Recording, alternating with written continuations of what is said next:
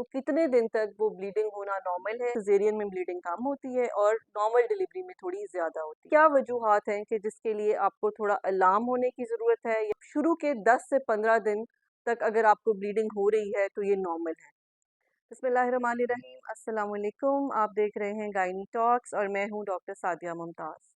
आज हम बात करेंगे उन लेडीज़ के बारे में जो अभी हाल ही में डिलीवर होने वाली हैं या हो चुकी हैं थ्रू नॉर्मल डिलीवरी और सी सेक्शन, कि उनकी ब्लीडिंग जो है डिलीवरी के बाद या सी सेक्शन के बाद वो कितने दिन तक वो ब्लीडिंग होना नॉर्मल है, या ऐसी क्या वजूहात हैं कि जिसके लिए आपको थोड़ा अलार्म होने की ज़रूरत है या दोबारा से अपने डॉक्टर को कंसल्ट करने की ज़रूरत है। डिलीवरी के बाद जो एक तो मैं ये बात बताना चाहूँगी कि जो डिलीवरी के बाद ब्लीडिंग होती है, it is nothing like your periods. ये वो ब्लीडिंग है जो कि इन 9 माह में आपके यूट्रस की जो इंटरनल लेयर है उसमें जो ग्रोथ हुई है, जिसकी वजह से प्लेसेंटा जो है यूट्रस के साथ अटैच होता है। इस एक तो इसका ब्रेक थ्रू होता है।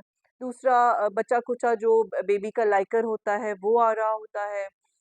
जो प्लेसेंटा के पीसेस हैं या मेम्ब्रेन्स हैं जो पीछे कुछ थोड़ी बहुत रह जाती हैं, ये वो होती हैं। और एक नॉर्मल जो पूरी लेयर जो है, इसने क्योंकि यूट्रस ने वापस अपने प्री प्रेगनेंसी स्टेट पे जाना है, लाइक यूट्रस एक इतना सा ऑर्गन है, लेकिन ड्यूरिंग प्रेगनेंसी एंड जो यूट्रस है उसका साइज ऑलमोस्ट इतना होता है, तो ऑब्वियसली जब उसको वापस उस साइज पे जाना है तो उस सारी लेयर ने ब्रेक थ्रू होना है, तब जाके वो आहिस्ता आहिस्ता आहिस्ता यूट्रस आपका इन्वॉल्यूट होता है। तो ये बेसिकली उस ब्रेक थ्रू की वजह से ये वो ब्लीडिंग होती है जो होती रहती है। शुरू में ये रेड कलर की होती है, फिर पिंक होती है, फिर ब्राउन होती है और इन द एंड ये जाके पेल या व्हाइटिश कलर में हो जाती है। अब इसमें क्या होता है कि जो most of the time C sections में तो पर्टिकुलरली बहुत सारे लोग इंक्लूडिंग मी हम ये करते हैं कि जैसे ही यूट्रस में से बेबी को डिलीवर किया जाता है तो यूट्रस की इंटरनल जो कैविटी होती है, I wash it with normal saline. तो उससे ये होता है कि पेशेंट्स को फिर ब्लीडिंग कम होती है, मतलब थोड़ा सा उनको ब्लीडिंग वाली साइड से वो थोड़ा ईजी हो जाते हैं। लेकिन नॉर्मल डिलीवरी में ये थोड़ा इम्पॉसिबल होता है कि नॉर्मल डिलीवरी में तो जितना आप सफाई कर सकें, बिकॉज वो ब्लाइंडली करनी होती है, हम उस तरह से गॉज से उसको क्लीन कर देते हैं। अब होता ये है कि सिजेरियन में ब्लीडिंग कम, इसलिए सिजेरियन में ब्लीडिंग कम होती है और नॉर्मल डिलीवरी में थोड़ी ज़्यादा होती है। आपको इसको एक्सपेक्ट करना चाहिए कि कम शुरू के 10 से 15 दिन तक अगर आपको ब्लीडिंग हो रही है तो ये नॉर्मल है। इसके बाद इसको या तो ब्राउनिश और या फिर वही पेल येलो कलर में इसको कन्वर्ट हो जाना चाहिए।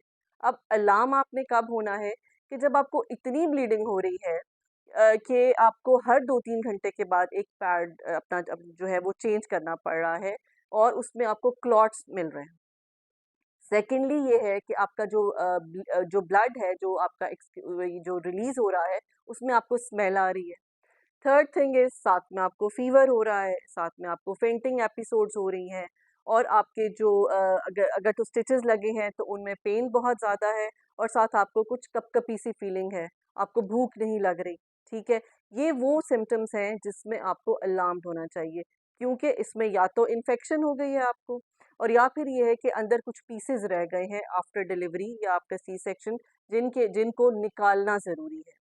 तो अगर तो ये सिम्पटम्स आपको फ़ील होते हैं और ये सिम्पटम्स जो है most of the times within a week और maximum within 3 to 4 days feel होते हैं। उसके बाद अगर ये जो ब्लीडिंग हैवी ब्लीडिंग है ये आपको इस टाइम पे फ़ील होती है।